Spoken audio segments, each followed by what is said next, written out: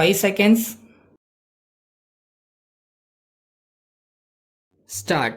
அரசு வியாபார திட்டங்களின் மீது முதலீடு குறித்த மானியத்தின் மீது சட்டப்பேரவையில் ஓர் உறுப்பினர் பேசியதாவது: தலைவர் அவர்களே, இந்த மானியத்தின் மீது பேசும்போது நான் ஒரு சில யோசனைகளை கூற விரும்புகிறேன்.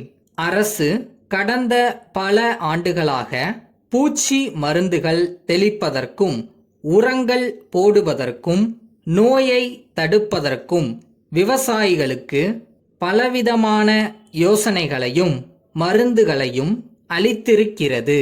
இருந்தாலும் காலாகாலத்தில் பூச்சி மருந்துகளை தெளிக்கவோ நோய்களை போக்கவோ உரம் போடுவதற்கு பருவ காலத்தில் செய்ய வேண்டிய காரியங்களை செய்யவோ வேண்டிய திறமை இன்னும் விவசாயிகளிடத்தில் உருவாகவில்லை என்பதை குறிப்பிட விரும்புகிறேன்.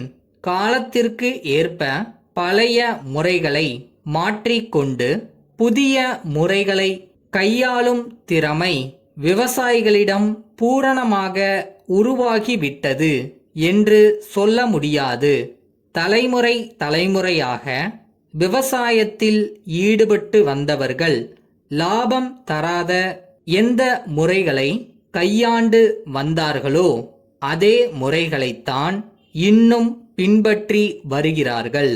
ஆகவே திருந்திய விவசாய முறைகளில் ஊக்கம் அளிப்பதற்கும் பயிற்சி அளிப்பதற்கும் விவசாய குடும்பத்திலுள்ளவர்களுக்கு விவசாய செய்நேர்த்தி முறைகளில் பயிற்சி அளிப்பதற்கும் பயிற்சி பள்ளிகள் ஆரம்பித்திருப்பதை நான் வரவேற்கிறேன். அதே சமயத்தில் அவசியமானால் இன்னும் வேண்டிய அளவு அதிகமான பயிற்சி பள்ளிகளை அமைக்க ஏற்பாடு செய்ய வேண்டும் என்று கேட்டுக்கொள்ளுகிறேன். அடுத்து, தரமான வித்துக்களை பெருக்குவதற்காக ஊராட்சி ஒன்றியங்களும் ஊராட்சிகளும் மூல வித்துக்களை குறிப்பிட்ட கிராம சகாயக்களுக்கு வழங்குகிறார்கள். இது சரியாக நடைபெறுகிறதா என்பதை பார்ப்பதற்காக அவர்கள் இந்த மூல வித்துக்களை பெற்று செல்கிறார்களா என்பதை வேளாண்மை அதிகாரிகள் கவனிக்க வேண்டும் என்று உத்தரவிடப்பட்டிருக்கிறது. இந்த ஏற்பாட்டை நான் மனப்பூர்வமாக வரவேற்கிறேன்.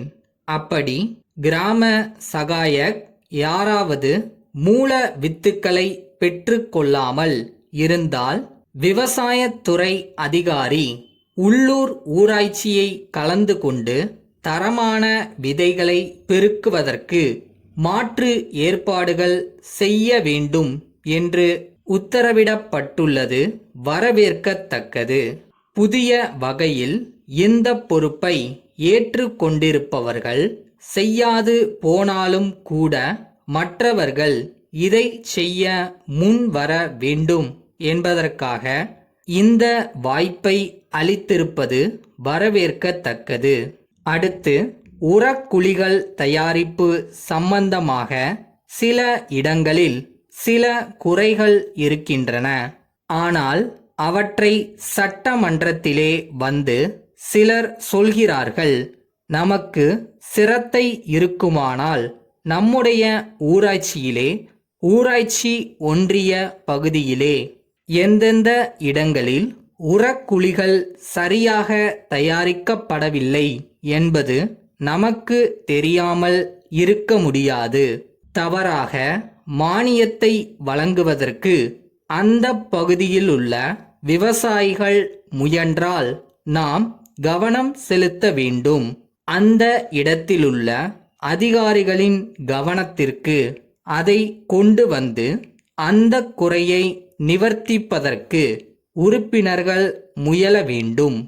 மதுரை மாவட்ட ஆட்சியர் மதுரையிலுள்ள அரவிந்த் கண் மருத்துவமனை இயக்குனருக்கு எழுதிய கடிதம். அன்புள்ள ஐயா, 3 மாதங்களுக்கு ஒருமுறை இலவச கண் சிகிச்சை முகாம் அரசினால் நடத்தப்படுவதை தாங்கள் அறிவீர்கள். ஒவ்வொரு முறையும் கண் சிகிச்சை முகாமிற்கு தேவையான வசதிகளையும் கருவிகளையும் மருத்துவர்களையும் தாங்கள் அளித்து வருவதை நான் மிகவும் உவகையுடன் நன்றி கூற கடமைப்பட்டிருக்கிறேன். வேறு எந்த மாவட்டத்திலும் இல்லாத அளவுக்கு மதுரை மாவட்டத்தில் இலவச கண் சிகிச்சை முகாம் வெற்றிகரமாக நடைபெற தாங்கள் உதவுவதை அறிந்து அரசினரும் தங்களது உள்ளங்கனிந்த நன்றியை தெரிவித்துள்ளனர். மற்ற மாவட்ட கண் சிகிச்சை முகாம் நடத்தும் அதிகாரிகளை மதுரை மாவட்ட கண் சிகிச்சை முகாம் நடைபெறுவதை முன் மாதிரியாக கண்டு வருமாறு அவர்களுக்கு ஆலோசனை கூறியுள்ளனர். தற்போது 5 தினங்களுக்கு இலவச கண் சிகிச்சை முகாம் ஒன்றினை மதுரை மாவட்டத்தில் கிராம பகுதியில் நடத்துவதென தீர்மானித்துள்ளோம். அதற்கு தேவையான விளம்பரத்தினை செய்து வருகிறோம். மேற்படி கண் சிகிச்சை முகாம் வெற்றிகரமாக நடைபெற தேவையான உதவிகளை செய்யுமாறு மீண்டும் கேட்டுக்கொள்கிறேன். வணக்கம். தங்கள் அன்புள்ள